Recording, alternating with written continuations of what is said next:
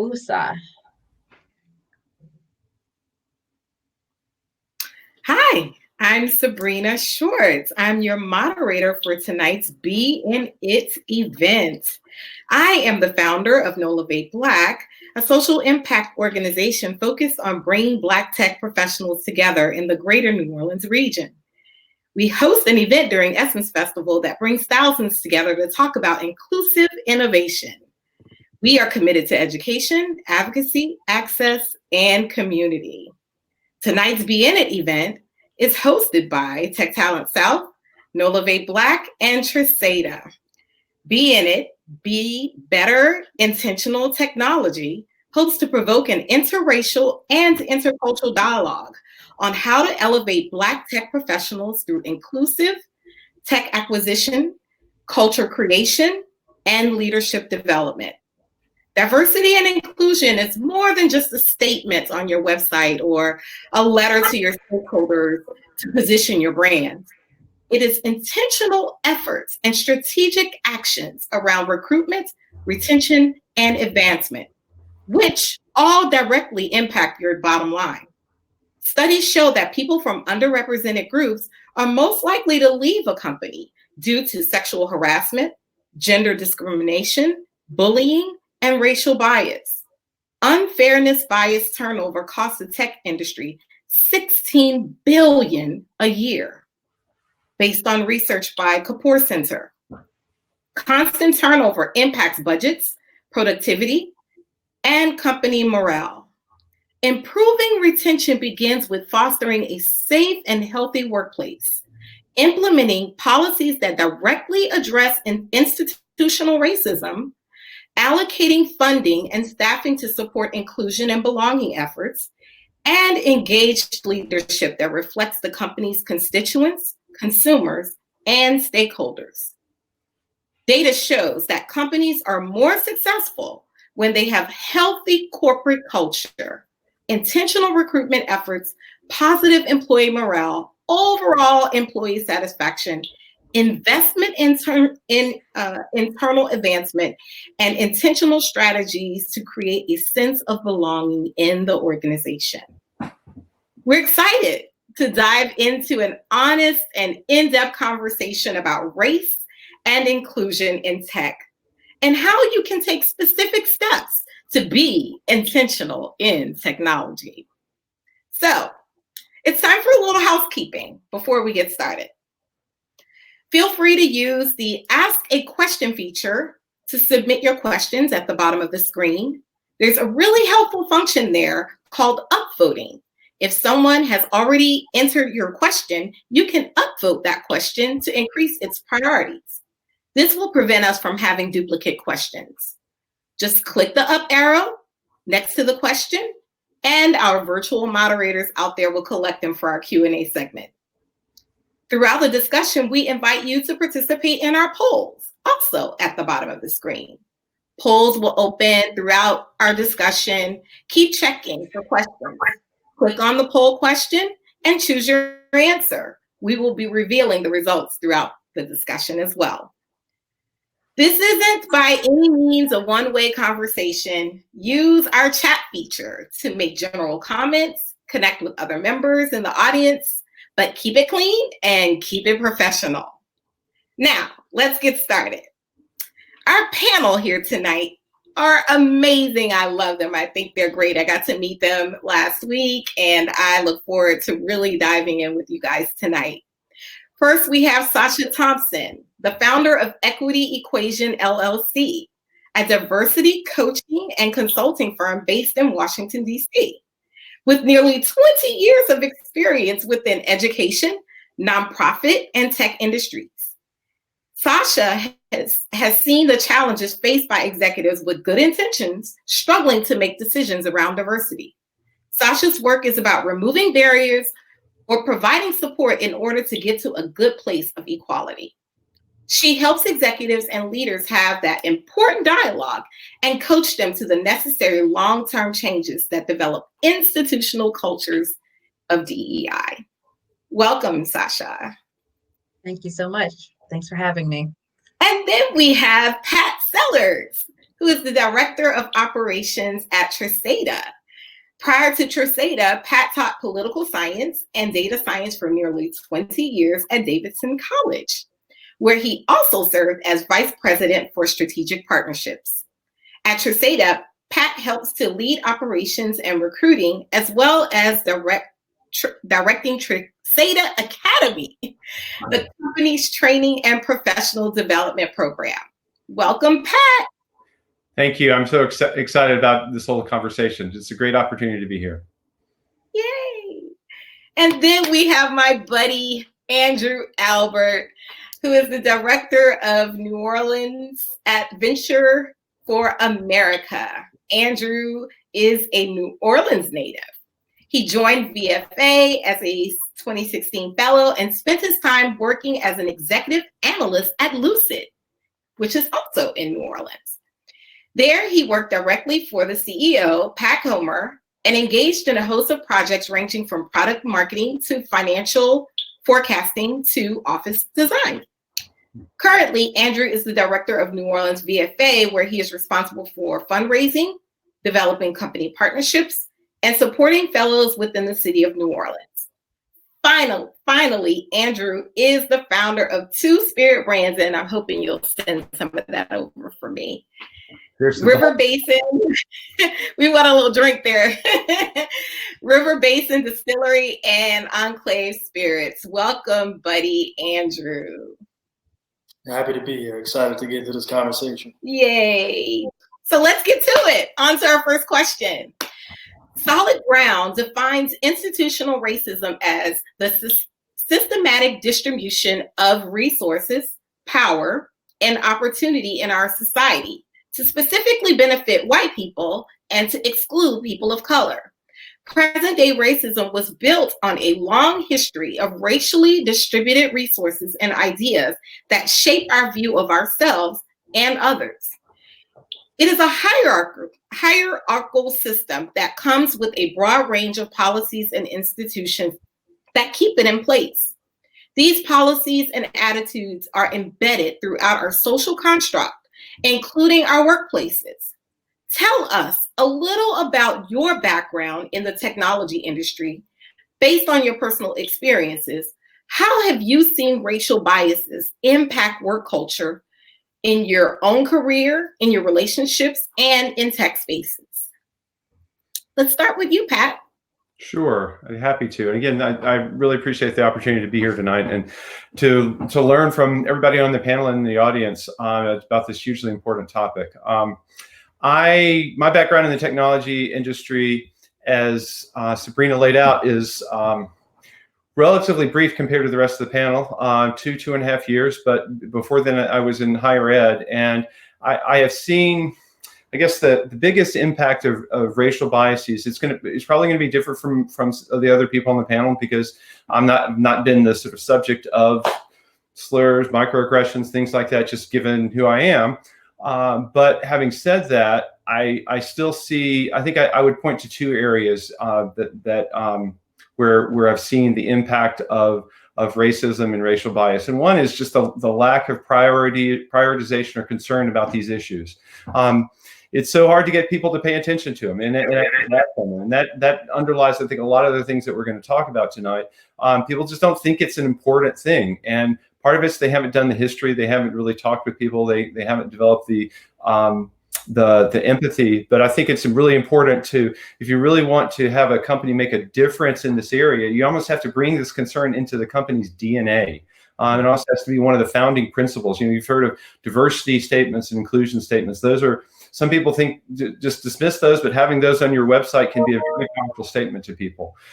It's also really important to commit resources. One of the people we have hired over the last year at Tresata, who's had a profound impact, has been Charlotte Fields, who really organized this whole thing for us. And I think that's one step that Tresata is making to try to move the company forward in this area. So I think that the lack of prioritization is one part of it, but another part of it honestly is structural. And this comes out of the work I've seen in recruiting. We have a number of pipelines to bring people to Tresata. those pipelines have tended to focus on well-off institutions and less on HBCUs. I think part of that is the people that Treseda has hired in the past have come from those institutions, and we haven't broadened our conception of, and we're working on doing that now, of what is a good employee. But I think underlying that is sort of some of the broader structural problems facing higher ed in our country. You look at the resources available to HBCUs and versus the resources available to some higher ed institutions, some of particularly some of the private institutions, and it's really night and day. And it's a real challenge to try to bridge that when you are doing recruiting. It's something you have to do, but it's that underlying structural imbalance that just affects the higher education system. I'm not talking about any other part. That one imbalance creates real problems that just sort of play out through our whole hiring process. And we have some things I hope I can talk about tonight, some strategies for trying, but that is one area where I think there's a real impact. Thank you. I love the idea of making inclusion a part of the DNA. I love that. I love that very much. That's one of the things we've tried to do. I shouldn't say we. Davidson has tried to do within the last 5 or 10 years under new President Carol Quillen, and it's been a challenge for the college, but that is something they've really been working pretty hard. And you really have to make it a core part of so many aspects of whatever organization you're in. You mentioned earlier that sometimes it's not a priority because of the lack of empathy. Why do you think that is? Oh gosh. Maybe we'll tackle it later on.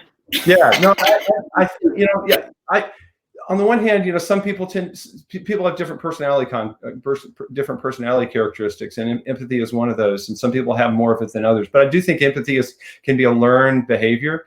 And part of it is just trying to make a commitment to learn where other people are coming from, and just don't stay in. For me, staying in my own comfortable day-to-day routine, it's easy. But I know that there are a lot of people in Charlotte and nationally and internationally who they're not as fortunate. And that awareness pushes me to try to understand better the challenges, the history, the obstacles, all those things that really are, I think, important if you want to be committed to trying to make a difference in these areas. Thank you so much, Pat. Sasha, where have you seen providers? I'm sure Pat covered quite a bit. And I started actually let me write some notes and take some notes down. And I think, so I was in tech for about 10 years, started at a really large tech company, went to a small startup in the Bay Area, and then back to a large tech company. So I've kind of seen a little bit of the gamut. I think part of your question was, where have we experienced racism before? And, part of it was the challenge of being the only. So when I was at the tech startup, I was the first Black female hired by the company. And again, had been in tech for a few years at that point, and actually came from a higher education before that. So very familiar with being the only in many instances. And the story that immediately comes to mind where it stood out for me was, I believe it was my second week or close to my second week within the organization. We were having sales kickoff. This is when we were able to travel, and we went off somewhere to have team meetings for a few days. I realized I was the only Black female there until I saw one other at the bar. Fast forward, come to find out that the woman at the bar was not with our company and was, let's say, a worker. I'll put it that way. And had made friends with some of the sales guys there. They knew there was one Black woman. They associated me with her throughout the weekend. Right. And so it took me a day or two to realize, oh, wait a minute. They're having conversations with me that I wasn't even part of earlier conversations. And so had that aha moment of, wow, okay, there's this, we all look alike. where there's only one, right? So that was early in with that company. And I had several other active functions like that within that organization. And that's kind of what led me to get back into diversity work. I hadn't been in diversity work for maybe 3 or 4 years before that.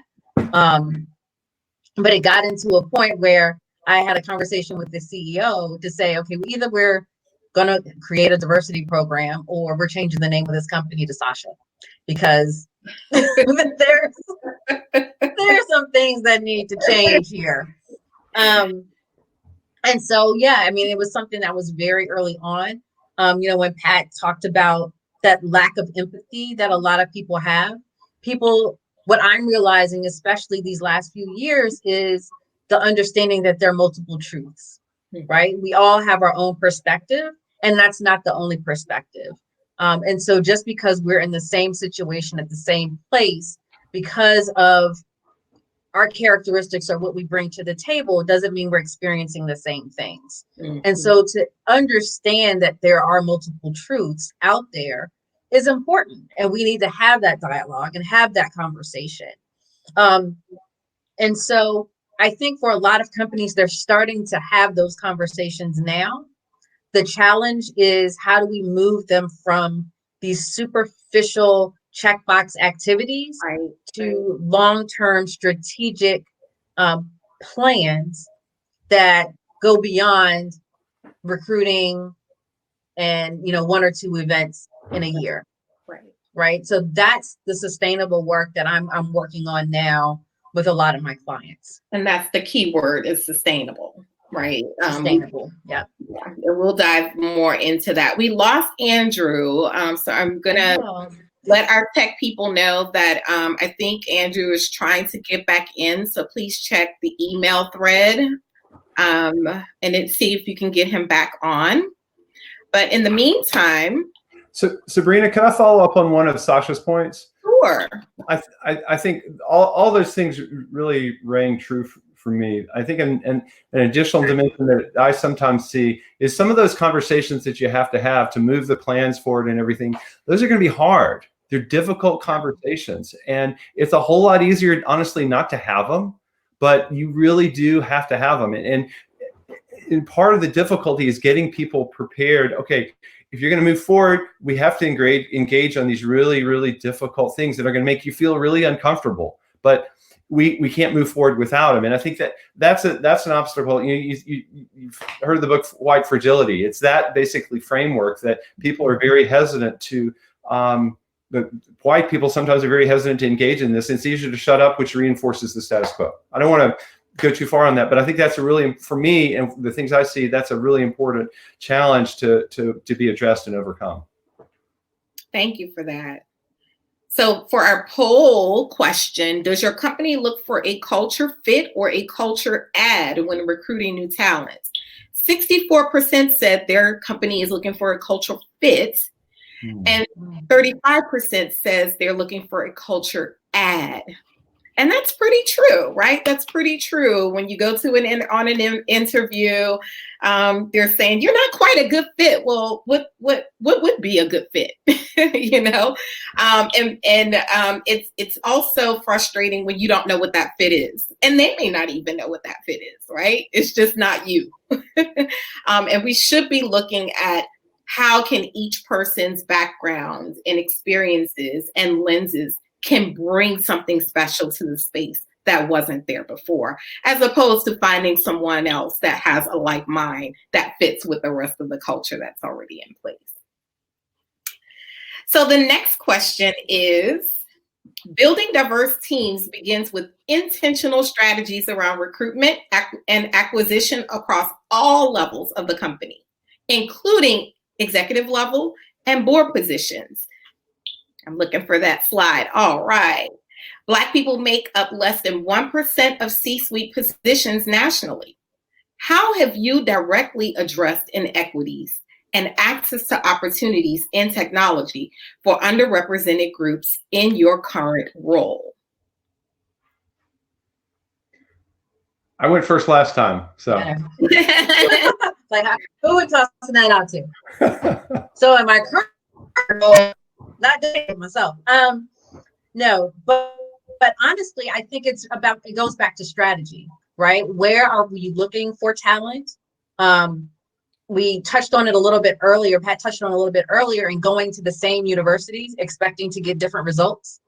A lot of companies right now have these HBCU strategies, which I think are great and needed because there's so many HBCUs out there that are never even touched.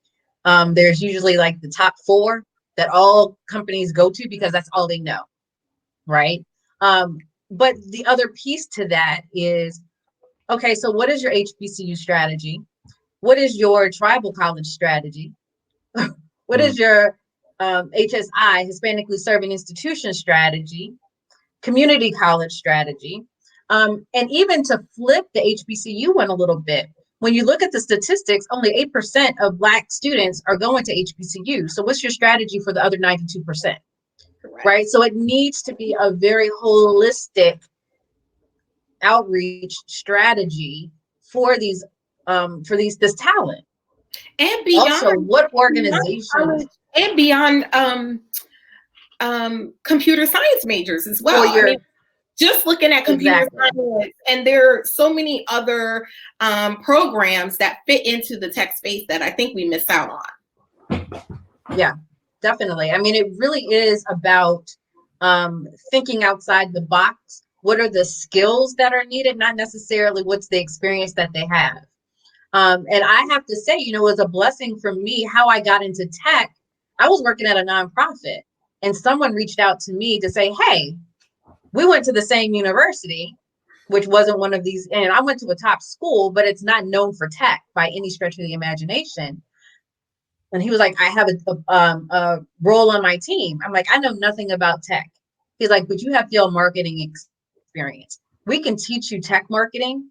You have the skill set that we need in order to get here, right? And I was able to learn tech marketing through that experience at that organization. And from there, I haven't had to look for a job really since then, right? I've been recruited for every other role that I've had since then. So it's about wanting to step out and look outside the box and outside of your networks as well, too. You talked a little bit about executive leadership. How many people are going to ELC, Executive Leadership Council, and tapping into the talent that's there, right? How many people are going to ITSMF, the IT Senior Management Forum, and tapping into the talent that's there as well? There's so many organizations that are out there that have the talent that these companies are looking for. It's just those companies aren't going there. And so it really is about having a strategy that reaches all of those areas. That's awesome. Yeah, very much. I agree with that 100%, is thinking outside of the box. And someone just put in the chat, beyond race, disabilities as well, or disability. Yes. Neurodiversity. Yes. All the Sasha, that makes that's so helpful, because it's pushes us all. I doubt there's any company that, if there's a company that's doing all of what you're talking about, hats off to them. We're certainly not, and it's always good to hear all these new things that we haven't thought about what we need to do. I can talk about 2 parts of what you said. One is the different majors. I couldn't agree more about the diversity of majors that could go into tech. We regularly, for our data engineer position, we hire a lot of CS majors and computer engineering and math majors, but we also push really, really strongly to hire other majors: bio, physics, economics, political science, some of the non-technical majors, because we have a training program, the Joseta Academy I mentioned, that we can get kids from pretty much any background, as long as they have the sort of some technical orientation, not programming, but just the right mindset and the right abilities. We can get them up to speed in 3 months to be a data engineer, regardless of their background. And the good thing, this is a different type of diversity than tonight's meeting or conversation, but people from other majors bring different skills. And if you can give them the technical skills, then they're bringing in communication, ability to work with people in different ways, appreciation for other kinds of perspectives, the political side of it, whatever it is. Those are things that CS majors don't have. So I couldn't agree more about the need for those diverse backgrounds from that perspective.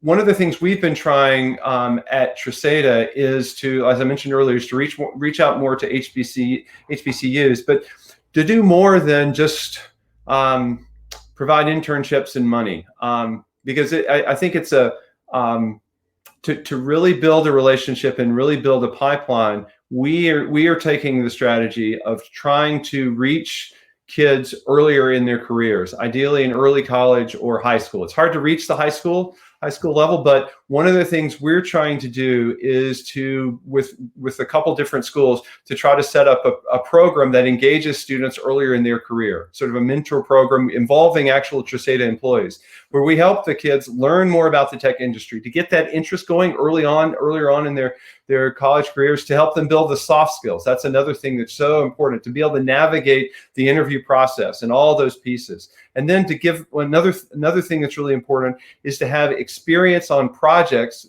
demonstrating your technical skills. To get the first internship, you really need to try to demonstrate that. And that's a program we've been trying to set up this year. We've been there have been challenges. A lot of the schools that the schools that we're working with, they're the same schools that don't have a lot of resources, and it's increasingly hard for them to take on yet another program that requires their time and energy. When they're, particularly in the midst of the pandemic, they're already just running as fast as they can and probably losing place, like a lot of people in higher ed. Another part of it is honestly engaging faculty. I'm a former faculty member. I know how it is when you got your own things you're focusing on, and then somebody's coming from left field and wants you to do something else. It's really hard to persuade them, but that's another part of what we're trying to do to get the faculty engaged on this front. Despite these challenges, we're optimistic about this because we think this is a better way to really build the relationship with the schools and really start to build a pipeline that gets kids earlier on. You know, the kids who are CS majors, they've gotten the religion. They understand sort of what happens. It's the people earlier on in their careers who don't always see the benefits of going in the tech industry and all the different things you can do in the tech industry. Those are the kids we really want to try to help them learn about it. They may not go into it, but at least you're giving them more opportunities. And I think for us, that's been a big part of our strategy to try to actually take action in this area and move the needle however small we can. That's been a big part of what we've been working on this year. What actually reminds Yeah, I wanted to. We're at time for this question, but I definitely want to emphasize the 1%, and I don't want to diminish the importance of building a pipeline from the collegiate level. But there are also tech professionals that are already in the pipeline that are still having difficulty advancing to the higher level positions. What can we do to get more Black people in C-suite positions? Sasha, you want to? I'm like, ooh. That's a really hard one. Because we're really talking about the 1%. I think there's plenty of opportunity out there. I'm watching you guys in the chat talking about the different opportunities, what certifications. There's so many entry points into tech. So you can get your pick of who you want to bring in, right? Depending on the company and the programming you have in place. But I mean, there's also a large number of people of color who are stuck in the middle and can't get to the higher level positions and in the boardroom. I mean, I don't want to name names, but we watch the news and we see these products that come out that are offensive, that products that come out where they've completely missed the mark when it comes to the consumer. And it's because they didn't have enough people throughout the company. I'm thinking, you mean to tell me this made it through the entire company to market and no one noticed that this was wrong? And so I think that this maybe, I know we're running out of time, but I think we really need to think about what we can do to get middle management up into the higher level positions and in the C-suite spaces. Well, and that goes back to that question around what are you focusing on and how do you do this as a long-term sustainable effort, right? So many companies right now are focused on recruiting. I personally believe that that's the last thing you should be spending money on. Why? Because if you are treating your employees properly, they will be your best recruiters. They will be the ones to sing your praises and bring others in like them, right? If you are just doing superficial checkbox activities, that's a PR ploy. Your employees see that. They know that. And they will tell their friends, don't come here, right? We're not going to say it on Glassdoor. We're not going to put it on LinkedIn. We're going to chime each other. We're going to chat each other. It's going to be this covert, don't go there, like no blinking lights process that companies will never know. And so it needs to be a very invested effort by the company to figure out where are the broken places. Where are we losing people? And asking the right, I have leaders, I've always said, ask the right questions, right? What are your promotion rates? What are your attrition rates? I'm starting to tell people that are looking for jobs, ask that in your interview. Because if your recruiter can't answer that question, that means that they're not thinking about it and they don't think that that's important, right? But what are the promotion rates within that organization? And what are those promotion rates for your demographic? And be specific. Because, companies have this wonderful way of lumping people of color together. We're not all the same. We don't all have the same experiences. Right. And so be very specific. What are the attrition rates, promotion rates for Black cisgendered women? I think that those focus on those metrics can be really important, and I think that's one way to hold a company accountable, and particularly if there's some expectation that those numbers become public. And part of it is the numbers of people in the at the different levels and the different teams and things like that. But I think another part of it, I want to go back to recruiting, but not entry level, sort of higher level recruiting. And that's one place where I think some companies are setting very hard numerical requirements, not necessarily for hiring, although that's a big part of it, but for the pools. So that if you come to me and you say, okay, we got this pool of 4 candidates and we want to hire this new product manager. But if that pool of 4 candidates isn't diverse, I don't let you go forward. And you have to have at least half the people in the pool be of people of color or women or an underrepresented group, and have that be a firm policy across the entire company, even at the highest levels when you go to the C-suite levels. And that is, I think that's another way that you can hold that companies from the top or the board can hold their employees accountable, because it's really hard when you have a larger company to make sure all these policies are really sort of follow throughout all the different levels and all the different divisions. And the truth will set you free. Transparency can really make a big difference. And part of that is can be the board pushing for that. Part of that is people in the company speaking up and trying to make a difference there. I think all those things can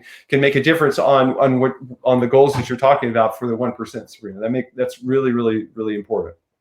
I love it. And actually doubling down on that a little bit too is making sure you ask the tough question, right? Don't just say, okay, we're going to double X, Y, and Z. Well, what number are we doubling? Right. Because if we only have one, what about problem? To go even further, what about if you made part of people's performance reviews how well they did in recruiting diversity? Yep.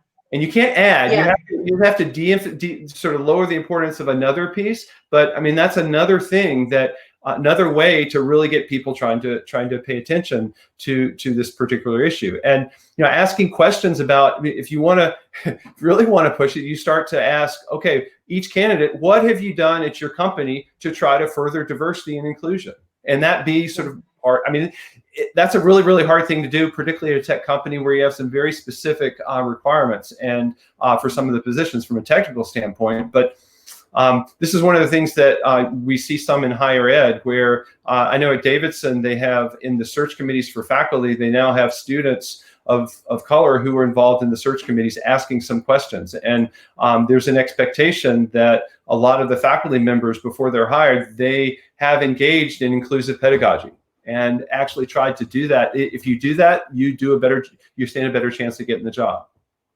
Yeah, I agree 100%. And I even want people to think about going back to the people of color that have left the company and really understanding why they left the company. Because if you only have one person, there's a reason why there's only one person. And I tell people all the time, they say, Sabrina, can you recommend some people of color for my company? We're looking for some diverse candidates. And I'm saying, I can send them to you, but are they going to stay? And so you have to ask some questions as a corporation or an organization. You know, do we have a problem keeping diverse talent? And do we need to start asking ourselves some hard questions? Because everyone can be recruiting, but that doesn't necessarily mean that they're going to stay if the space there is not safe. So I'm going to move on to, go ahead, Tasha. Well, actually, no, it was just tying into that safety piece. And I think it also ties into what Todd is saying too in the chat around behavior. You know, one of the offerings that I provide is an assessment on psychological safety. What I love about it is it gives the leader a score. It's not putting the weight and the onus of that on the employees. It's holding that manager, that leader accountable, right? How safe is your team? How safe does your team feel? And they get a score, and they get the full out assessment of these are things that you need to work on. And they get scored again 6 months later, right? I have clients that are now using that as part of their end of the year assessment for those leaders. If they reach a certain score, they get a bonus, right? If you're below a certain score, okay, there's some things that we need to talk about. So it takes that onus off the employee and puts it on the manager, leader, and really forces them to make sure that their teams feel psychologically safe. Because we always talk about inclusion, you know, leads to better innovation, but we never talk about the path, right? And it's that fourth stage of psychological safety that's where the innovation happens. So that's kind of a way where that accountability is put in there, and it's placed on the manager around behavior versus the employee. So our poll question is, do you believe that your company is intentional about elevating Black professionals? 36% said yes. 31% said they're not sure. And 31% also said no. So that's interesting that it's kind of, okay, wait, we got 40, 30, and 30. We got another vote. 40% said yes, 30% said not sure, and 30% said no. So we had a little tiebreaker there. Yeah. Thank you for voting, everybody. So for our next question, I'm going to skip a question for the sake of time and move on to corporate culture. And that's a note for our virtual coordinators behind screen. I'm moving on to question 4. Research shows that 62% of all employees say that they would have stayed if their company had taken steps to create a more positive and respectful work environment. Sure, the Society for Human Resource Management believes that organizations must build a culture of trust among senior leaders, managers, and employees. A culture of trust must be institutionalized and operationalized through the policies and practices of the company. What does a true healthy corporate culture look like?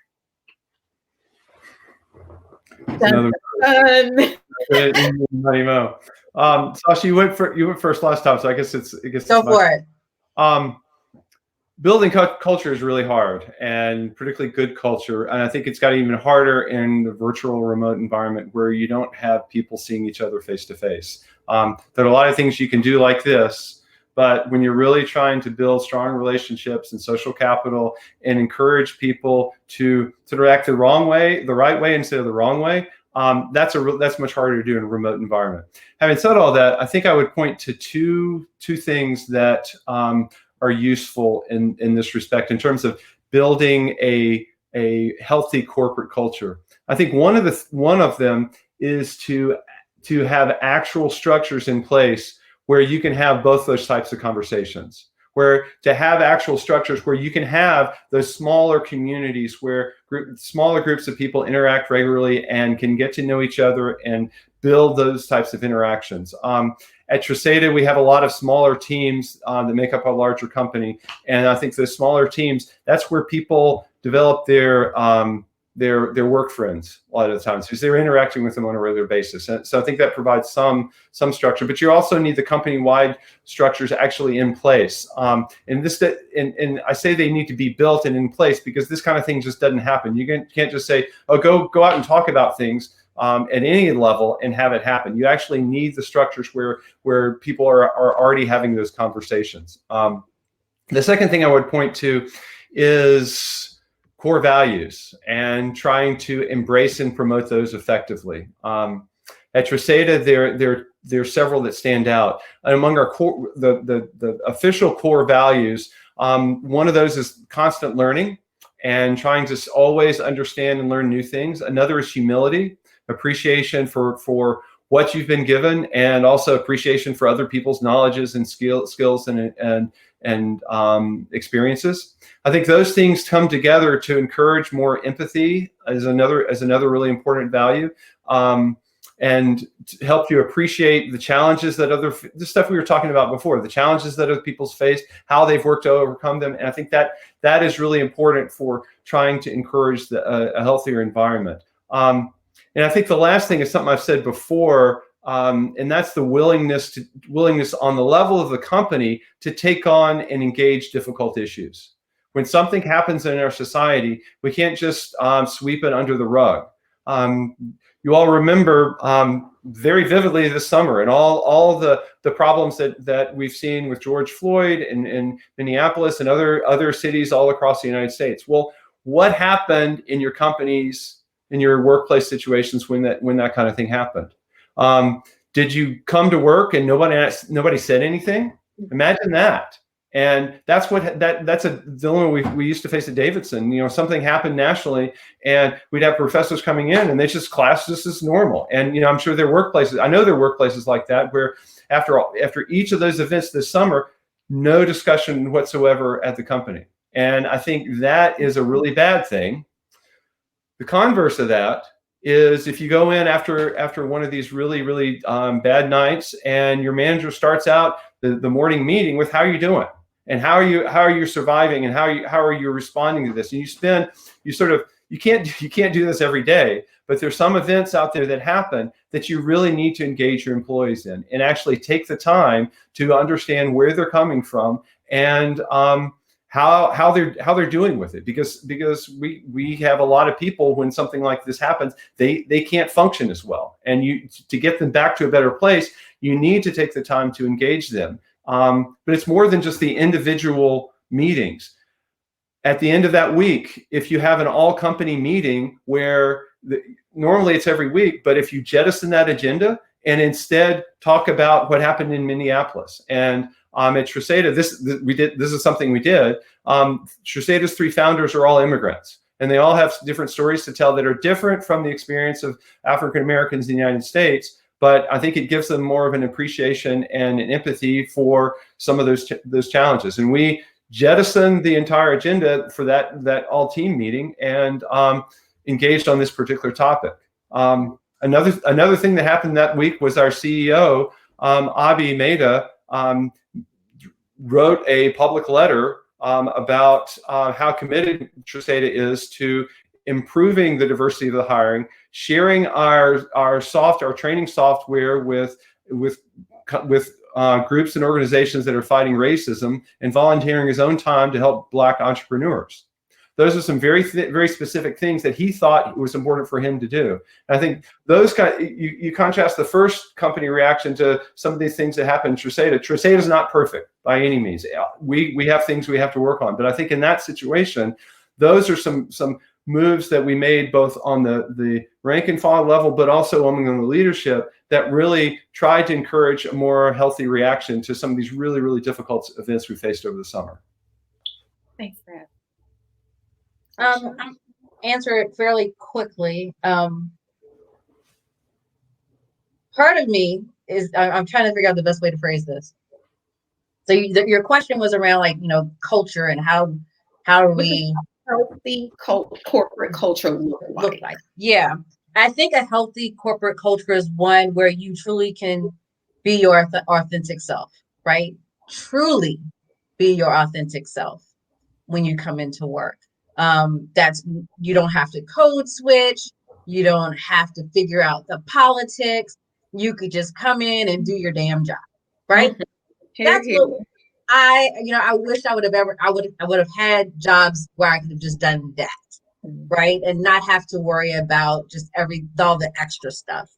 As I step back and look at it, I think structurally what a lot of companies need to do, or the direction that they should go into, is, and I might offend some folks, I apologize in advance, dismantle HR.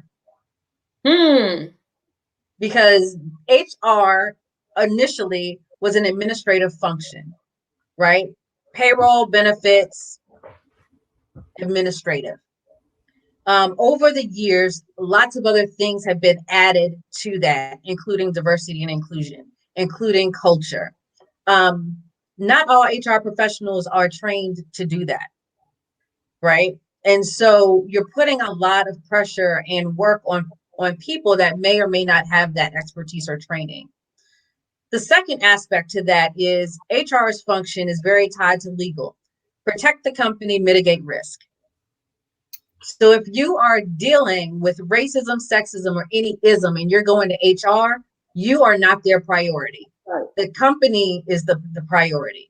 Mm-hmm. And they're going to mitigate that risk, which ultimately means if you are a marginalized individual, you will miss out, right? You will not be protected by that company. Mm-hmm. And so I've been thinking and playing around with this decoupling of HR and getting it back to its function of being more administrative, and creating a function around like culture and community, where D&I lives, where sustainability lives, where accessibility lives, and it overarches the company. It reports into the CEO, because all of these things affect all of these departments, not just from a recruiting standpoint, but your customers as well too, right? And so how does all of this play into the larger ecosystem of the organization? And, going back to Pat's point around the DNA, I talk about that a lot, right? How do you ingrain this into the DNA? And I think by removing these isms from HR and legal, right?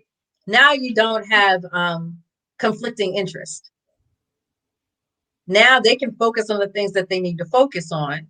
And if there's something that needs to be addressed, it can be addressed without it automatically people thinking about litigation. The other piece of that is, I think there's a level of accountability for leaders that needs to be put in place in order for companies' culture to be safe and welcoming. There are too many of these organizations that have leaders that are making company money, but also damaging the company culture. And so they're having this balance of, oh, well, so-and-so is a great salesperson, or the so-and-so is bringing in X amount of revenue, but they're probably the most biased person in the organization, right? And causing a toxic culture. Right. And so what is that balance? And so companies need to be very honest with themselves and say, our culture is more important to us than the bottom line. Because ultimately, if you have a culture that again, is psychologically safe and innovative, money's going to come. That's the least of their worries.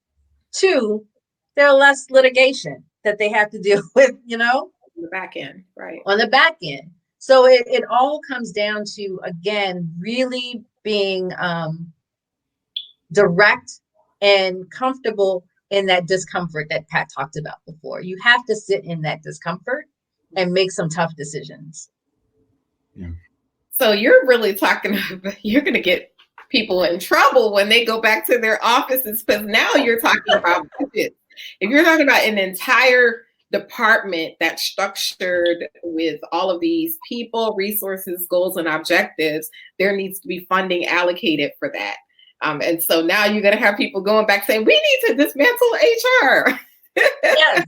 But you can't do it without leadership saying what Pat said, investment, and Yep. it has to be a part of this is a part of your DNA, creating your the tapestry of your organization, so to speak. You're weaving this all together in a really special way, and that means resources. So yeah.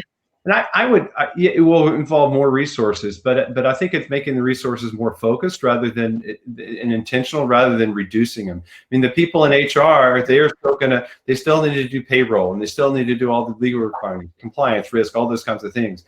Yeah. But they don't have to worry about other things. And there's this other sort of part of the company that worries about D&I and sustainability, all the things you talked about, Sasha. So there probably is some increase, but I don't know. I'd like to think that there would be benefits, and the benefits would outweigh that. But I guess we're preaching to the choir here on that front. Well, and again, back to Sabrina's point around, if it's part of the DNA and strategy of the organization, you're not adding really too many more resources, because it's everybody's job. Right. Right? At that point, it's not just one department manages kind of the strategy, but it's everybody's job. And everyone from like accounting to your engineers, there's a part of their job that's, diversity, equity, and inclusion. This team's job is to make sure that it all runs smoothly. Right. So yeah, so I definitely think there's resources, yes, but it's not a fundamental change to the structure.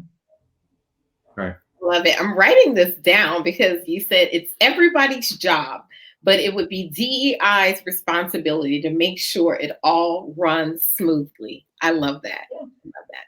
All right, we're having such a great conversation. They've been pinging me, telling me, Sabrina, time, but this has been so good. Okay, so poll, where are we? Have you guys been answering these questions down here, guys?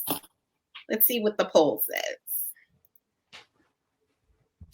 All right. Is your company successful in creating an inclusive environment?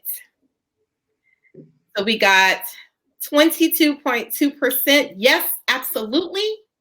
36.8%. We're getting there. 36.8%, another tie. We could improve. And 5.3% said not at all. Not at all. Okay, that not at all person, tell them they need to dismantle HR and get some money to support it. I hope you're writing all these notes down to bring back to your leadership. Maybe that'll help them. To follow up on that point, just really briefly, Susan Sharp in the comment box said, was talking about showing model companies that are doing it right. That can be a very powerful example. A lot of times people say, there's no way we can do this because it just can't be done. You can show people how it can be done, and that can break down at least one set of barriers. Awesome. Just a reminder, if you have questions, I see you asking in the chat, make sure you ask your questions in the questions section at the bottom so we can capture them. We don't want to get them lost in the feed, okay? So question 5. All right, my virtual people, there we go. You guys are awesome, you're on it. People who shut their eyes to reality simply invite their own destruction. And anyone who insists on remaining in a state of innocence long after that innocence is dead turns themselves into a monster. quote by James Baldwin. Yeah. Recently, companies have been making public statements to share their position on inclusion and diversity in tech, especially with Black Lives Matter and all of the civil unrest. There have been lots of posts and social media messages, and a lot of external brand positioning. But that is quite different from internal policies and practices. Who's holding companies accountable around race, class, and gender? How can companies hold themselves accountable? You can easily say, we're doing a great job. Look, we put this statement up. Everything's fine.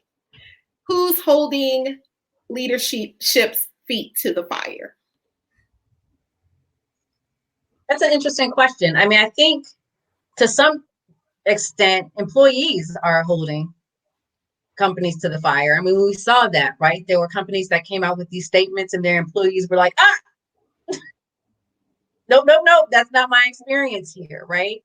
And I think that's good. I think there's a little danger in that, because now what that forces the company to do is like, okay, how do we mitigate risk, right? Like, how do we push that person out? Customers are starting to hold companies accountable, which I think is good, and we need to do more of. But I don't know. You know, I'm seeing a lot of PR spin still. I'm seeing some still deeper check boxes, but there's still check boxes nonetheless. Yeah, that accountability piece is hard because not many of these companies are transparent. And we're talking about more than a I'm sorry, right? Right. We're talking about, oh, we made a mistake. And then there's a statement that comes out that says, we're sorry about all the people that we offended. But then the behavior doesn't change internally, right? So what is your challenge to leadership to do some self-reflection there and introspection? Right. It's really, yeah, Pat, I might have to leave that one to you, because I mean, for me, it's a matter of, I don't know if they even want to do it, honestly. Well, I don't think this is spin if you try to bring a broader definition of mitigating risk, because there's the traditional conception of mitigating risk. You try to move the problematic people out, but I think in this day and age, you're seeing more an additional source of risk in the marketplace. And that if you develop negative reputations of doing this or that, or you start producing products that as you said, Sabrina, they come out after they made it through the entire production process and they're still really bad in one way or another. I mean, that's a different type of risk, but it's a type of risk that I think a lot of companies have not traditionally thought about, but it's becoming more and more important. I think another part of it is trying to, the employee pressure is really essential. And sometimes we create the D&I office or the affinity groups. Those kinds of things can be a way to sort of focus a lot of that effort.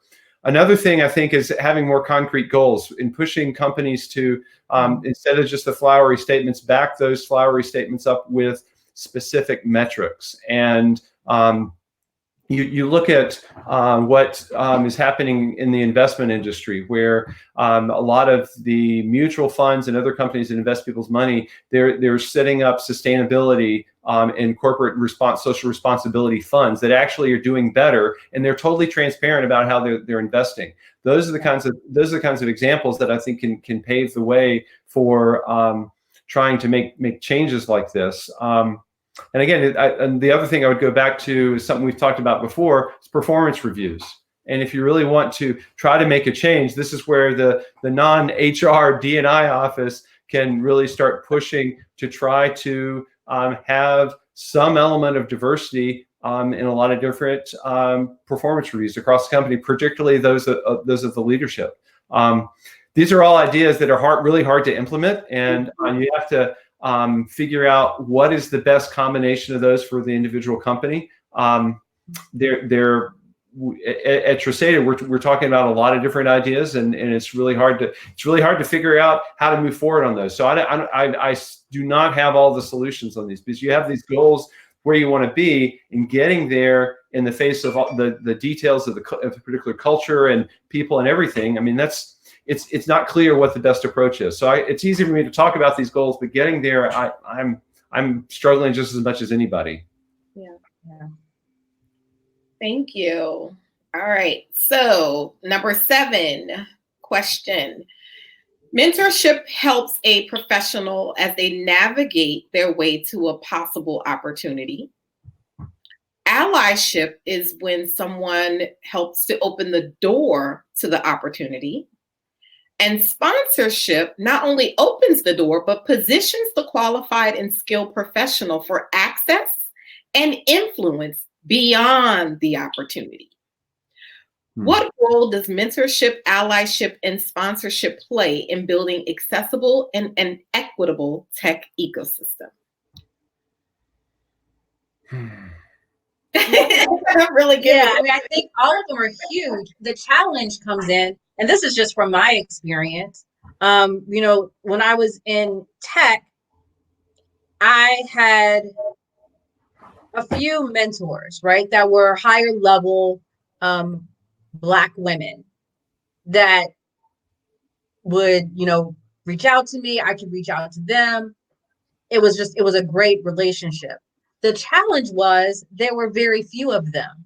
And so they were the mentors to so many because they were the onlys, right? And it was a lot of pressure on them. And so, you know, having a conversation with one of them not too long ago, she said, I feel obligated to do this because someone did it for me, but it's a heavy burden to carry, right? On top of your job. And this was a senior, you know, technical leader saying this. And so it leaves you to really think about what other programs, processes, whatever it is, could you put in place to help take some of that weight off of those senior leaders. You know, I talked about ITSMF before. You know, I was blessed to have been part of a cohort to go through that program. There were about 20 of us. And through that, we then became each other's support system, right? So, and then we were starting to think about, okay, well, who's behind us that we can help? And so it was almost scalable because now you have a larger group and it's taking less pressure off of those 1 or 2 senior leaders that are there. Sponsorship, immensely important, right? You never know who's going to see your work. You never know who's speaking about you when you're not in the room. And so making sure that you're doing top-notch work wherever you are, because those sponsors may not look like you, right? You never know. And that's the real key. So if you guys notice, especially those out there listening, there's a common thread here around racism, right? DEI, to me, my personal feeling is that it has become a catchphrase. It's like a tag, right? It doesn't have any real meaning behind it. DEI, diversity and inclusion. Well, what does that even mean? And so what we really need to dive into is that this is really about undoing racism. Racism, I opened with, this is a construct that it's throughout our entire society that's upheld, and it has to be upheld. So when I think of sponsorship, I'm thinking of transference of power, right? It's easy for me to say, hey, I'm going to bring you along and I'm going to introduce you to my friends and then I'm going to give you a seat at the table, right? But sponsorship is I'm preparing you to take my place so that you can give other folks a seat at the table. It's easy for us to control who comes in and out, right? That's when we're talking about power and privilege. It's easy to control with your power and privilege who gets promoted, who gets on the board seats, right? You and create, who doesn't, right? You decide what products go out, right? But to give someone else, to bring someone else along to say, I am preparing them to be in leadership, and I'm putting them at the table to take my place. That is the work that we're talking about. And I know it's scary because people love their positions. I'm from the church, and so people will hold on to those church positions forever. Yep. But at some point, you have to acknowledge that I need to pass the baton, and there needs to be someone who's going to come behind me and do this work greater and bigger than what I'm able to do. I think all that, it makes a lot of sense. Another part of this is the lack of appreciation for how hard that is among people that are in those power structures, that aren't trying to bring along people from underrepresented communities. Because they're doing this, they're doing some of the same thing, because this is part of sort of moving your people up through whatever kind of corporate culture you're in.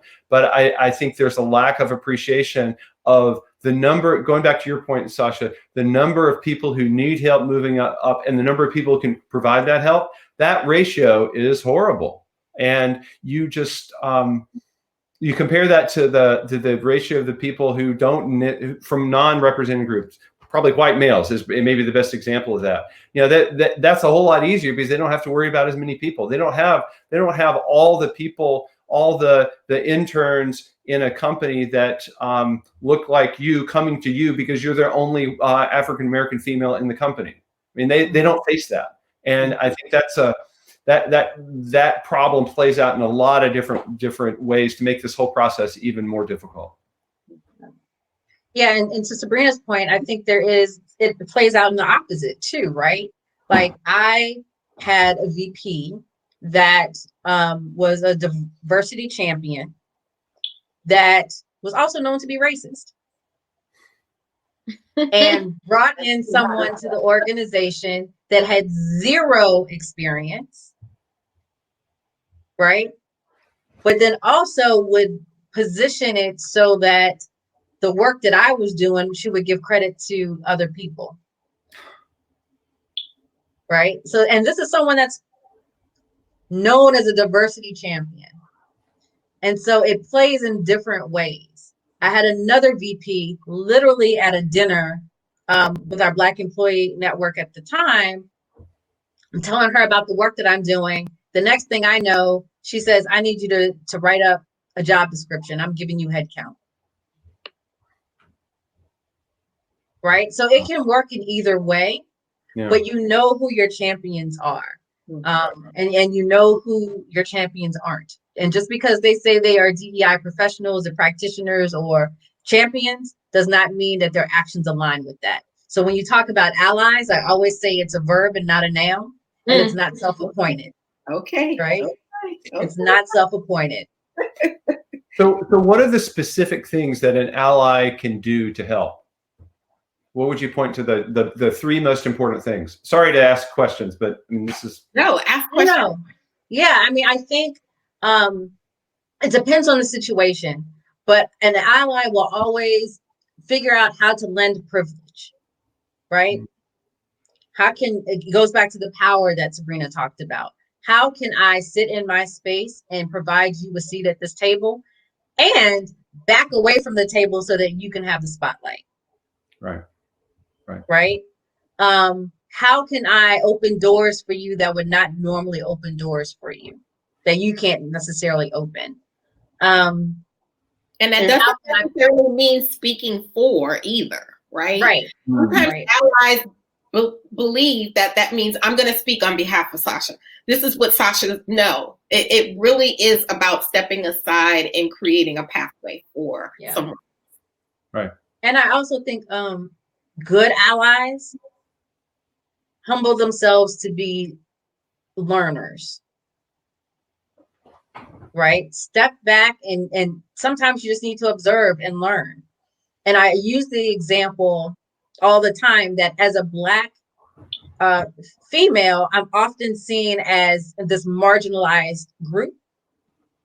One of the places where I'm an ally is in the disability space. And I work very closely, and I try to work closely with the deaf community. I'm not deaf. I don't have anyone in my family that is deaf, but this is a soft spot for me. Why? Because I can lend my privilege. I can provide opportunities to work in other organizations, resources, whatever it is, to that community. And so I work with Deaf Kids Code quite a bit because they don't have that access. So when I was in tech, how can the program that I run support what you're doing and give you a platform? Right. And so that's an example of how I was able to lend my privilege in that way. So the other, and we also have this thing of, because I'm from a marginalized community, I'm a victim, and that's not the case. And so it's just, again, about lending privilege, about how do I remove some of the barriers, or how does an ally help remove some of those barriers so that I can shine, and vice versa. Right. Yeah. So awesome. Yeah. All right. So we're at the 1 hour and 10-minute mark. We still have one more question. I'm going to check. I'm going to check in with our poll here. Does your company provide clear steps for career advancement or professional development within the organization? 42.9% said yes. 0% said yes, but unsuccessfully. I guess that's no. And then 14.3% said not sure. 42.9% said no. So we got another tie there between the yes and the no. Not feeling like there's clear steps for career advancement. So companies, we got some work to do. Love what you're saying about allies lending privilege. These are some nuggets. I hope you guys are capturing this. All right, so people of color, this is our last question. And then we'll take some questions from the audience. So make sure you go to your ask question box down there and ask your question so we can get them. And if the question is already asked, use your voter button to prioritize it. So people of color, including myself, being a Black woman, Sasha, you talked earlier about Black women mentoring you. I can definitely say every single company that I've worked for, very large companies, everyone I had a mentor, and I didn't even know what it meant. Right, I was so young, I didn't know what it meant. Now I'm like, I'm so grateful. But just having someone to write a message to me, or I remember I was working for a company and one of the C-suite executives of color was leaving, and I was having such a difficult time just navigating the space. I was, again, one of the one and only, right? And I had such a difficult time in my department being the only. And I checked my messages and she left me a message on my voicemail. And I'll never forget. And she said, Sabrina, you are a star. You're going high. You're going places. You're amazing. Don't let anybody tell you otherwise. And I think I could have been 22. Wow. And that stuck with me, right? Like, I'm a star. But, having those people in your life that see something in you, sometimes that you don't even see in yourself, to push you to spaces that you don't even know exist, right? Because I had no clue. Right. I'm just working. And so pushing the spaces that I didn't know exist, supporting me in my own development, it means a lot. But I've also found that in those spaces that I've had conflict, even with those mentors, and going back to my supervisors and going back to HR, I found that my concerns were dismissed. And a lot of people of color feel like their concerns are dismissed. And they've even become targets for gaslighting, right? And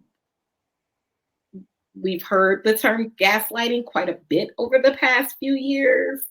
And it basically means somebody manipulating you into thinking that your feelings are valid or true or real. And so that invalidation of your feelings and experiences can definitely affect your morale at work. What advice do you have for those in leadership positions who, again, are dealing with these concerns from people of color and those who dealing with their own racial bias? That's another hard one. I guess I'll take a stab at it. I think part of it has to do with what kind of leader the C-suite executive wants to be. And some people, I think some leaders, they just don't care. And I'm not sure you could really, I hate to say this, but I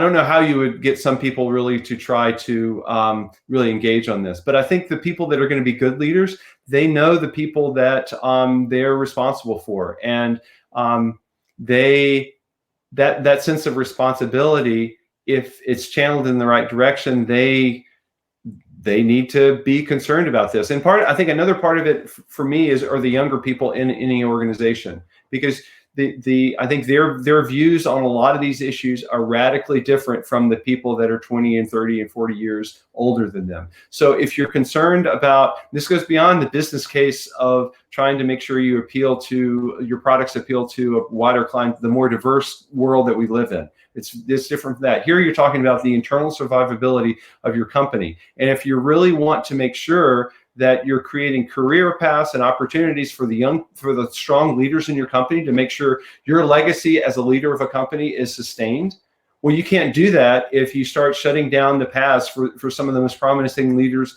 in your company. Those are going to be African Americans. Those are going to be people of color. They're also going to be young people. And that mix of all those categories those are the kinds of people that are starting it in the workplace right now, and they are the future of a lot of these companies. So if you ignore those people, you're really putting the future of your country, your company at risk. That's the thing again that you talked about. Yes, exactly. I think that the forward-thinking leaders are gonna pay attention to that, or at least be open to those arguments, to open the door a little bit so that they can start having some empathy, thinking a little differently, and listening more to these arguments. Todd Peterson said, "The good are not holding back diversity. The bad will need far more than a talk." Yes, and that's why I have my business right now. And it's, a big part of my coaching are these executives, right? Most have good intentions. Their biases are what's holding them back. They're questioning, again, there's multiple realities and multiple truths because they're so very focused on their experiences, not necessarily seeing that others have had those experiences.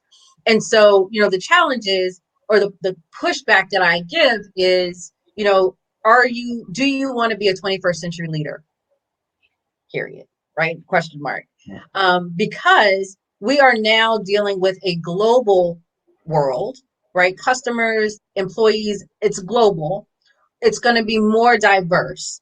You have to learn how to deal with it if you want to succeed as a leader. And so I was having a conversation, or part of a conversation last week, where a group of us were being challenged on, is inclusive leadership a thing, or is it just leadership? Right. And so, you're pushing leaders to really think about inclusion should be a part of your, again, DNA. It should be part of what you do for the organization. Again, the psychological safety. What are you doing to support, impact, and uplift your employees, your team? Also, the other thing that I'm starting to do a lot more of with some of my partners is connecting the head and the heart. Because when you stay in that head space, you try to make things so very logical, and it's very one-sided. When you connect the heart, right, that's where the empathy comes in that Pat was talking about. That's when you can start to say, okay, this is the time in my life where I felt like an outsider. I didn't like how that felt. If my employees, or some of my employees, are feeling like outsiders, how can I help them? Right. And it really is a journey that we take them through in connecting that head and that heart before we even talk about how we're going to change your organization. Right. How do you come to the table knowing that not everyone is having the same experience. And so that's kind of where I see, leaders needing to go as we move forward. That's amazing. That's great. Our poll. What training would you most like to see in your workplace? The winner is unconscious bias, 63%. All right, Sasha. I don't do unconscious bias training because it's a checkbox.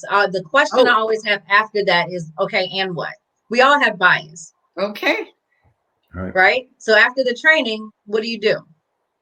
So I that's why I do the psychological safety. Right now, there's a level of accountability in that.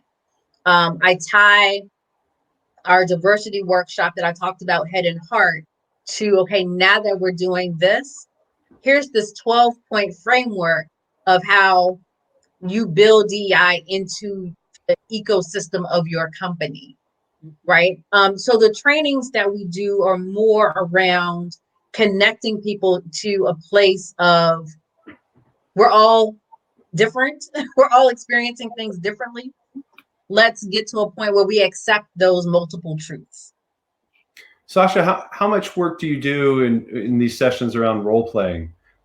Because one of the other panelists, I think, had started a virtual reality company around executive coaching exactly in this space. So that would enable even the most recalcitrant CEO to experience some of the difficulties that African American women may face just with the roles sort of reversed. That seems like it could be a really powerful way to, again, go more than to respond to one of the comments, to go beyond talking, to actually have people actually experiencing some of the things that people in their companies are experiencing. Yeah, we don't do role plays, and I actually want to follow up with her. I was hoping she was going to be on the panel, because I think that's amazing. What we do, one aspect of one of the things we do are fish bowls, right? Where we take people through an experience, and then we have people discuss it based on whatever it is, right? It could be gender, it could be race. And to give an example, I did a session last week with a company, and we watched this video. And it was based in Seattle, but one of the fish bowls was a white fish bowl, and people's reactions were like, "Oh my gosh, I don't think about these things. Seattle is so safe for me. This is just wonderful. What have you." Then we did a people of color fish bowl afterward, and one of the young ladies said, "My daughter has darker skin than I do. And I'm terrified to let her go out at night because I don't know what's going to happen to her." I was the only Black face in the entire thing. And I'm one of the facilitators, and said, safe is never a word that I've used in Seattle. Right. And we started talking about our experiences, reacting, right, to the same thing. And by the end of that fishbowl, there were tears because people are then realizing, okay, the person that sits or next to me, typically in the office, is not experiencing this the same way that I am. So it's less about the role play than it is really being truthful about your experiences in that same space. Right. That's powerful. That's very powerful. Thank you. All right, we're going to go to our poll and then to our questions from the audience. You guys have been so engaging. I love this audience. He's just participating. All right. Oh, where'd the poll go? No poll? I thought we had one more poll. There it is. Oh. Well, we'll move on to the questions while you guys answer the poll. All right, question number 1. So what's more important, a tech degree or tech certifications from Will? Tech degree. I take it a tech degree is a broader degree, and the certifications are for specific languages and things like that. I think they were talking about the multiple pathways. So earlier we had a conversation about recruiting in the tech space, and then there's also removing the bias to hiring, which means eliminating that degree and using experience more as a measure of whether someone is qualified or not. And I think they're kind of asking, is the tech degree, should I go after this 4-year space, or should I go after a boot camp or a certification? At least that's what I think they're asking. Sure. I think one of the things that you can get very specific skills in a boot camp that help a lot of people, and Tech Talent South is a great example that helps a lot of people without the experience really get a toehold in the tech industry, and that's incredibly valuable. I think another thing that is useful that for applicants to get beyond the tech skills is all the ways that you use tech skills and all the environments that you have to use those tech skills. You may get that through actual work experience. You may get that in a more comprehensive program. I am not super familiar with all the types of programs that Tech Talent South provides. Last spring, I did for Treseda, I did a review of a number of boot camps out in California. And a lot of those boot camps focus almost exclusively on the technical skills. And they did not provide sort of the broader picture of all the soft skills and all the intangibles that are so important to succeeding in a work environment. And I think that we need to do a much better job on whatever the context to helping people figure out those skills. And part of that, it's like we were talking about the mentorship and that type of education actually at the workplace, maybe before the workplace. Boot camps, some boot camps do start to provide that. It's a harder thing to teach because it's not a specific program. And there's what's the curriculum? You don't learn a particular programming skill there, but it's still just as important. We tell people that the technical part of Treseda Academy is the easy part. The hard part is learning how to use that in a client environment. So that for me, that really captures our orientation to that particular question. Thank you, Pat.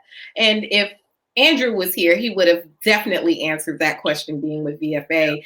Andrew's power went out, guys. And so he lost all connection. He was trying to see if he could dial in, but power went out. I want to make an assumption that he's in New Orleans with me, and sometimes that happens. We have some unstable situations when it comes to power here.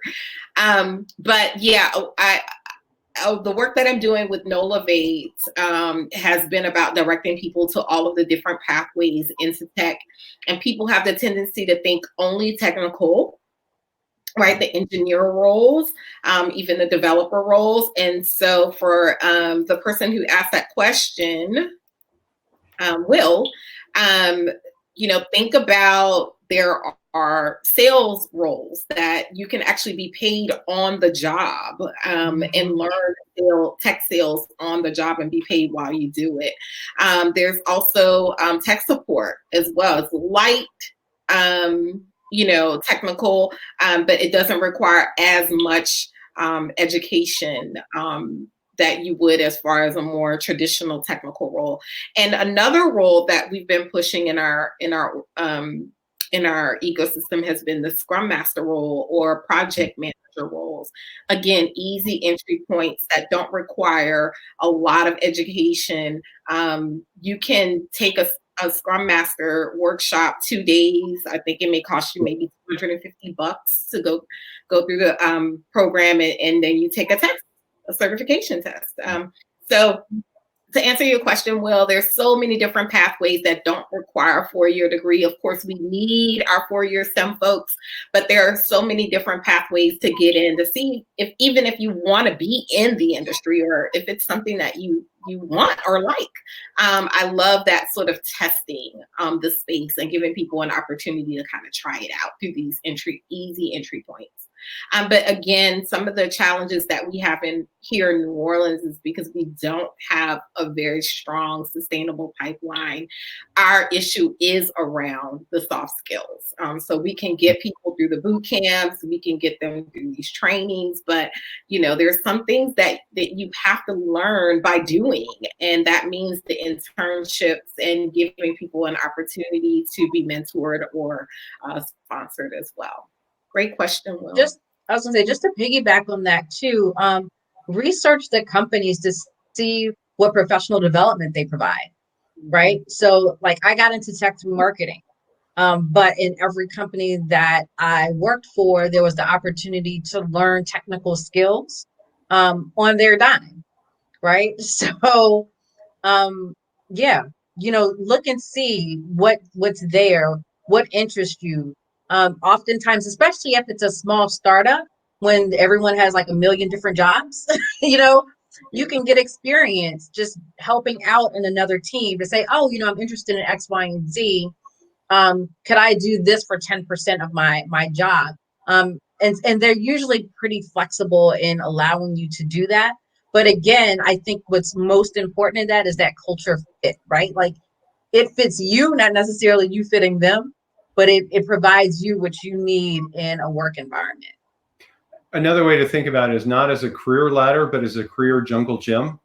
And that's particularly the case at startups where you have to do so many different things. You have when they started Tresata, they had 3 guys working there and they had to do everything. And now we're a little bit bigger. But there's still all these things that we're trying to figure out how to do, and we don't have enough people to do them. So every day, that's part of the whole learning thing. Startups are a great way to learn a lot of different pieces of how to start a company. Even if you don't end up staying with the company for 20 years, you can still learn a lot of skills that you then take out to start your own company. Awesome. Thank you. Okay, so it is 7 o'clock. And I'm going to ask one more question. This is a good one. Oh, that's a Tech Talent South question. They cheated. What role does social media play in all of this, especially in relation to younger people? Does it have a substantial role, or are internal influences more impactful? What do you mean internal influences? Yeah. Tech Talent South. And what aspect of social media play in DEI, I'm assuming, and inclusion? Let's go with another question, since Tech Talent South cheated with that one. All right. Okay, here's a good one about buy-in, but it's an anonymous question. I currently work with HR and specifically organizational development. I totally agree the system needs to be dismantled. How would you recommend encouraging the wider workforce to stick with the process, ensuring everyone buys into everyone's business, when we know it takes so long to make sustainable change? People have been ready for change. Exclamation mark. Exclamation mark at the end. People are ready. How do you get the buy-in? How do you get everybody to cooperate? Yeah, it's the same question as like, how do you eat an elephant, right? One bite at a time. You have to have these small milestones, right, to get to the ultimate goal. And one of the things that I've realized about tech in particular is people are very impatient, extremely impatient. And so it's one of those things where their transparency has to be a part of it. You have to let people know what the ultimate goal is, but you also have to let them know what those milestones are and celebrate those milestones. I don't think we do enough celebrating when we do get to a point. It's like, okay, we've gotten there, now what? It takes time, and it takes a lot of effort, and it takes a lot of energy.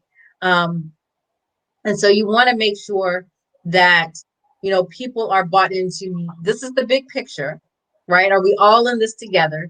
This is how we're going to get there, right? And making sure people know what that process is. And the beauty of that, again, is if there are faster, quicker ways to get there, people will tell you. Like they will give their input in how, okay, let's remove this piece and let's add this piece. but it has to be an iterative process as well too. So that transparency is critical in any of this, happening and working.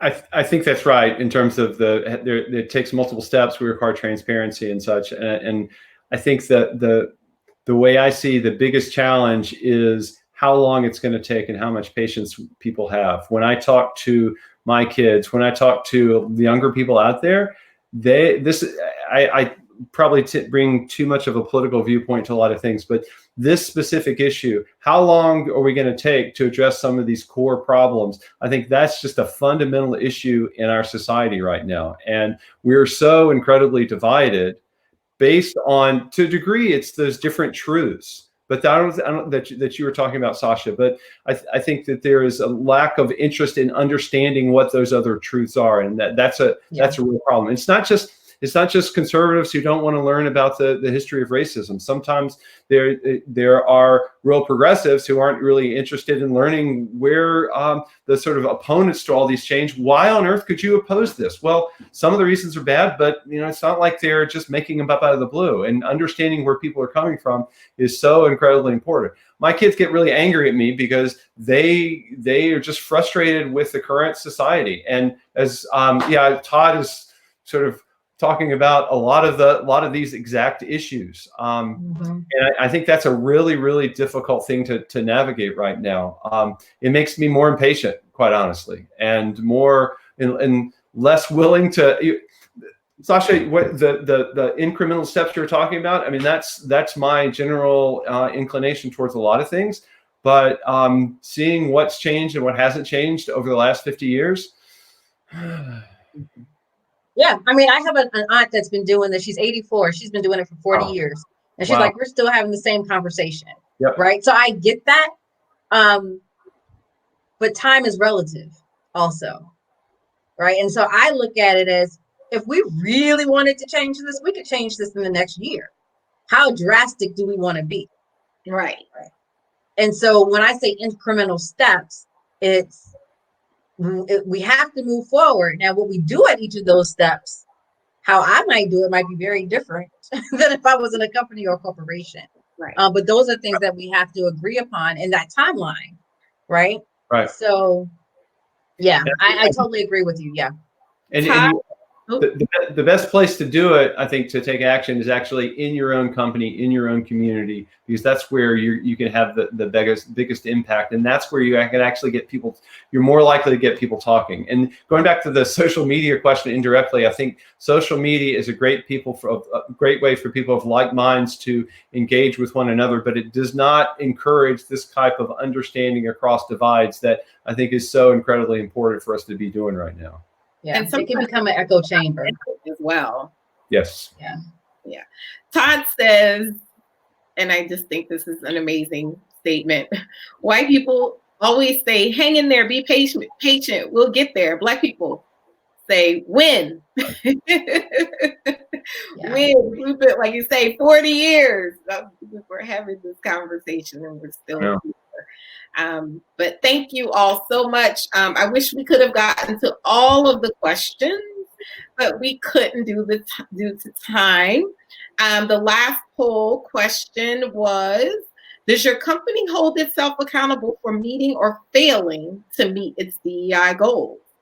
And 50% said no. 50% said no. The company does not hold itself accountable. So what do we do about that? Come on, Sasha, get together. I know, right? Hire me. Thank you all for joining our panel in Better Intentional Technology. Companies must understand that there are institutional inequities and social economic barriers that impact access to careers in tech. Online skill-based assessments is one way that we can remove that barrier. Multi-level hiring is a way that we can remove that barrier. And minimization, that was somebody's question, of educational requirements is another way that we can remove barriers and address bias in the hiring process.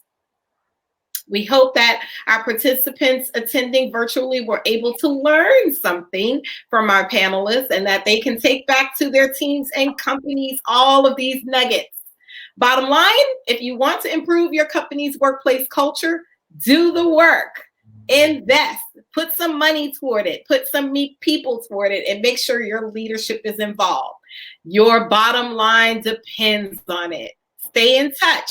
To our virtual people in the background, can you drop Sasha's info and Pat's info in case people want to contact them directly? That will be dropped in the chat.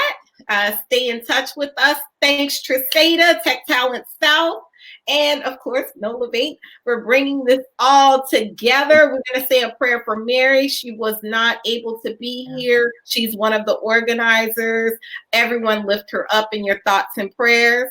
And that's it. That's all, folks. There'll be a survey following this event, and I ask all of you to take the survey. Be blessed. Be well. Take care. Have a good night. Thank you. Thank you, everyone. Sabrina and Sasha. This was really great. Yeah, thanks, Sabrina. Great talking with you. You're dropping it in the chat, guys. Thank you all the participants who voted and took the polls. Great job. Thank you so much. Indeed. Indeed. This is great. Great audience. Okay. Because that's it. Is that it? Yay! Thank you, That was really great.